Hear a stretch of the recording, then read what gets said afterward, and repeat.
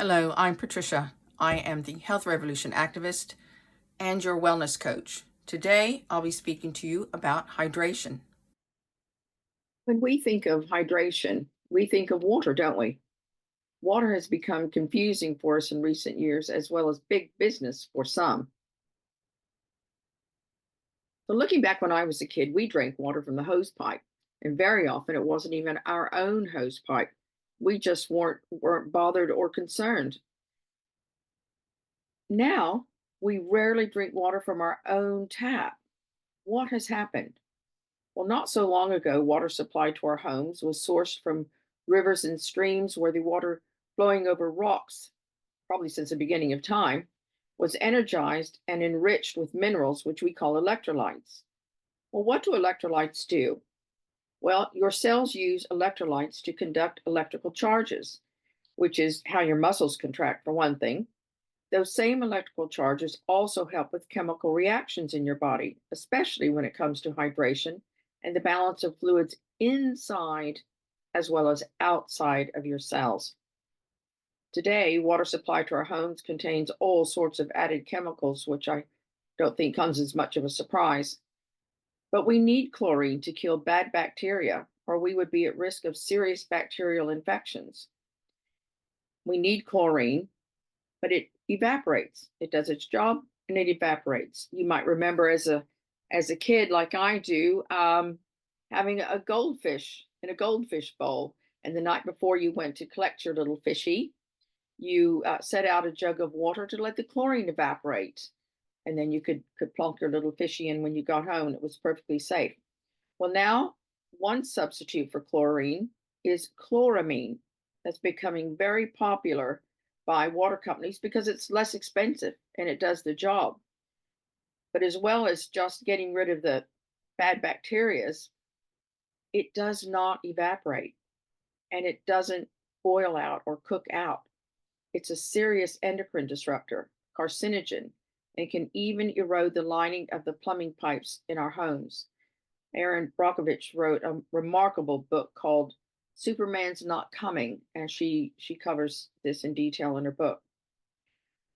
Well, I learned about chloramine during lockdown when I was teaching sourdough bread classes online via Zoom.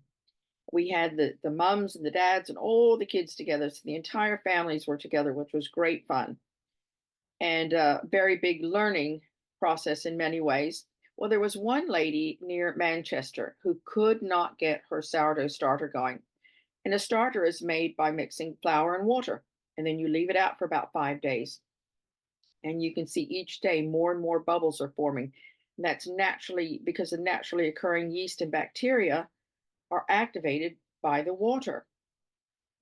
Wheat is covered with good natural bacteria and yeast. So even when it's ground into flour, those yeast and bacteria are there just waiting to be hydrated so they can come to life. Well, we went through numerous phone calls and Zooms trying to figure out why she couldn't get her starter going. Kitchen temperature, all sorts of things. And finally, I suggested bottled water, which I am not a fan of, but we had to get to the bottom of it. And lo and behold, she got results. She was away. Marvelous results. So that was a lesson that she probably had chloramine in her water. And an interesting side note is she'd been trying to get pregnant for years. So I need to check with her and see how she's getting on with that now. But when you're making sourdough starter, you want to grow bugs, the good bugs, the essential bugs. Now, if it's going to do this to flour, let's look at what lack of hydration and good hydration is doing inside our body. Well, we normally drink water because we're thirsty. We drink water to stop us becoming dehydrated. Other reasons you might consider upping your hydration is if you're experiencing lack of energy, sort of fatigue, dry skin, higher than normal heart rate, headaches. How many headaches can be alleviated by drinking a glass of hydrated quality water? So many people that I've helped have stopped taking ibuprofen or medications for headaches simply by being properly hydrated. And then erratic blood pressure can be a sign of dehydration. Constipation can be alleviated with proper hydration, not just having a glass of water and gulp it down once or twice a day, but pacing yourself throughout the day to have 2 liters of quality water and see if that helps. If you or somebody is dealing with constipation issues, because you don't want to hold on to those toxins. Stiff joints can be alleviated with proper hydration, and we'll look at that in a little more detail in a minute. Muscle cramping as well, and increased weight gain. So, if you're properly hydrated, you will probably notice an increase in energy, improved skin quality, better heart health, certainly better mental focus and alertness, regulated blood pressure and body temperature. I, Proper hydration can aid digestion and nutrient absorption. If we don't absorb the nutrients, um, we're not getting the benefit. And enhance joint and muscle tissue health and helps manage weight. Now, when you look at the fact that our bodies are 60% water overall, that really brings it into perspective. Your brain is 73% water, lungs, surprisingly, 83% water, and your blood, a massive 95% water. And to put this into further perspective, we can go without food for about 2 months, but we could only go without water for about 3 days. So look at these areas where water plays a significant role. Now, keeping membranes moist, I'd like to focus on that for just a minute. So, viruses are popping up again, as they always do, and upper respiratory viruses in particular, like a dry throat, so they can go straight to your lungs and get to work. So, when you have a moist throat, the mucus ushers the viruses into your stomach, or the acid will destroy them. And now, catch this, hormones and neurotransmitters are manufactured in your brain.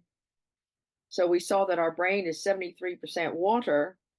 If we want to keep those hormones and those neurotransmitters functioning properly, we need to be hydrated. And we see that water acts as a shock absorber for the brain and spinal cord. It also converts food to components needed for survival, for digestion. It helps deliver oxygen all over the body. And here we see that it lubricates joints. It also flushes body waste out of our body, mainly in urine. But if you're one of those people who rightly so focuses on detoxing, maybe on the weekends, maybe you go to a detox spa. If you're detoxing and you're not properly hydrated inside your cells, that's where the toxins reside. You're not flushing them out. Your cells can release them, but they'll just go somewhere else. You have to flush them out. So you have to do that from inside the cell. And also, it helps with the formulation of saliva. So the digestive process begins, it really begins when you're shopping and you get home and you start chopping and start stirring and you start to smell what you're cooking, and you've probably sensed your salivary glands. Maybe when you're in a restaurant and you can just sort of these lovely smells and you're reading the menu and you're starting to get hungry. Well, we need water to actually help with that digestive process, which begins before we're even looking at a plate of food. So lots of reasons to stay hydrated. Now look at this illustration of a dehydrated cell, an unhealthy cell, compared to a healthy hydrated cell. So when the cell is shriveled up, those neurotransmitters that we spoke about can't connect. They can't fire and connect where they're meant to go. I've seen live blood analysis, and when blood cells are dehydrated, they stick together and they can't move about like they're meant to. So intracellularly is where the damage happens. So this is where you need to hydrate, detox, and repair.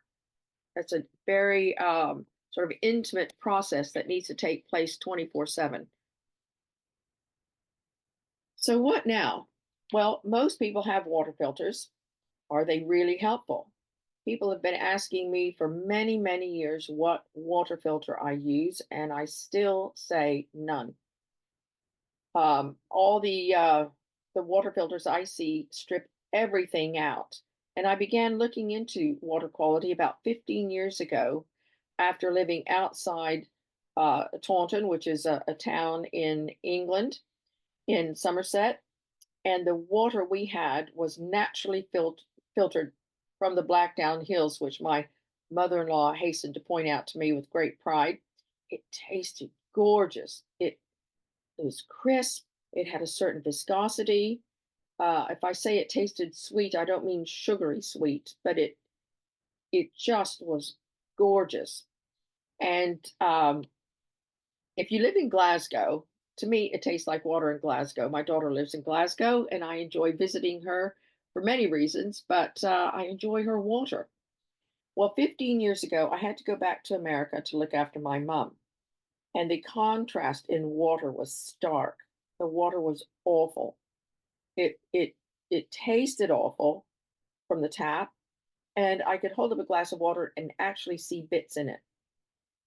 And the bottled water craze had just taken over. When I left in, I think, 1997, bottled water was available as a convenience, but it wasn't mass marketed like I was seeing now in sort of 2010. Um, and so everybody had water filters. We had a household water filter, and they just used cheap salt to filter the water. So the water actually tasted salty, and it was the bad salt. It wasn't pink Himalayan or a nice Celtic salt. So I had that removed from the house. Um, and a lot of people were having water delivered to their homes as well as their offices. And I was used to seeing water coolers in offices, but to have them in your home just seems silly. And I remember the first time I tasted reverse osmosis water. It one sip and my mouth just went dry. And I did that over and over again to see if it was linked to something I'd eaten. Even now, there's a cafe right outside my door, and they always give us a big jug of water when we go for a meal. And one sip, and my mouth is dry. And he confirmed they have reverse osmosis. Same thing with distilled water. So all the filter water filter systems that I find strip out all the bad stuff, which is a good thing, but they also strip out all the good stuff. So you're left with empty water. Water is meant to absorb. Running over those rocks that I mentioned actually absorbs minerals. If it's not running over rocks in rivers and streams, what is it absorbing? What is this empty water absorbing in the plastic bottles it's in? What is it absorbing when it's sitting in that plastic jug? What is it absorbing when you're drinking it? Well, one thing, the rivers and streams have toxins, which we know about. Part of it is runoffs from farms that spray glyphosate, toxins from household waste, toxins from rain, toxins from water companies. There's I think a three-part BBC series here in England of what the water companies are doing. It's quite shocking, but it's very eye-opening. So water filters strip everything out of water, leaving it free of toxins, but also free of electrolytes. And another property that water needs for us to utilize it, as we've seen, is having proper osmolality level. When osmolality is too high, it slows hydration. So a lot of the hydration drinks that are on the market will have sugar and salt used as electrolytes. And again, that's the cheap, nasty sugar and the cheap, nasty salt. And they have their own problems. And when the osmolality is too high, then they're just not efficient. So I have some good news for you now. A cutting edge hydrating drink is coming to the UK and the US as well next month. So let's look at what this truly essential water does. Well, they begin by completely stripping everything out of this water, which gives it a 99.999 pure medical grade water. So a lot of the water filters don't strip out glyphosate, they don't strip out the heavy metals, they don't strip out deuterium. So this water begins with nothing detectable in it at all. And then they go a step further by putting electrolytes back in. Water the way it was, but it goes a massive step further. It has glycine added. Well, what is glycine? Well, it's the main amino acid in collagen. Our body makes 28 types of collagen. Glyphosate, which is sprayed on your food unless you already know about it and eat an organic diet, greatly affects our body's glycine production. So glyphosate hijacks our body's glycine molecule. Maybe you've heard of glutathione, which is our body's master antioxidant. It got a lot of press during lockdowns, but you can't really take it as a supplement. We're talking about here the glutathione that your body makes. And it's made up of cysteine, glutamate, and glycine. Glycine is important for sustaining many body functions, and we need to help it any way we can. So here we see collagen, and the main amino acid in collagen is glycine. So here our body has 28 different types of collagen, and they all rely on glycine, which again is their main amino acid. So which areas of significance speak to you or maybe someone you know? So our brain is 80% collagen and it's 73% water. Our eyes are 90% collagen. Our gut, which includes our skin, 75% collagen. Bones, 90% collagen. Tendons, 85%. Ligaments and cartilage are 70% collagen. And our libido is linked to collagen. So I hope you can see the correlation here between properly hydrating your cells so that you can flush out the toxins when they're released. You can see how this hydrating drink with added glycine boosts your body's production of collagen as well as your body's production of glutathione. So I will show you this quick slide from the study that's been conducted. It's being written up, so I have this one slide from it. This shows this hydrating drink with water. So water, it almost, it hydrates for about an hour with a minimal increase. It's barely detectable, and then it drops off. With this hydrating drink, within that first hour, it's starting to hydrate, and then it goes up massively. So the blue line is the water, and the blue line is the hydrating drink, and the red is ordinary water. And then a rapid hydration index, which you can see here. Water that we drink today, this is not the ancient water with the naturally occurring electrolytes. This is filtered water, bottled water. All the tap water is a steady negative decline, but the truly essential hydrating water shoots right up. And we're not saying that you need to drink this water exclusively all day long. If you have a health concern, it's suggested you start with 2 cans a day, one in the morning, one in the evening. And if you just want to hydrate, you can just drink 1 can a day. It's working for hours and hours, and then you just drink whatever water you want.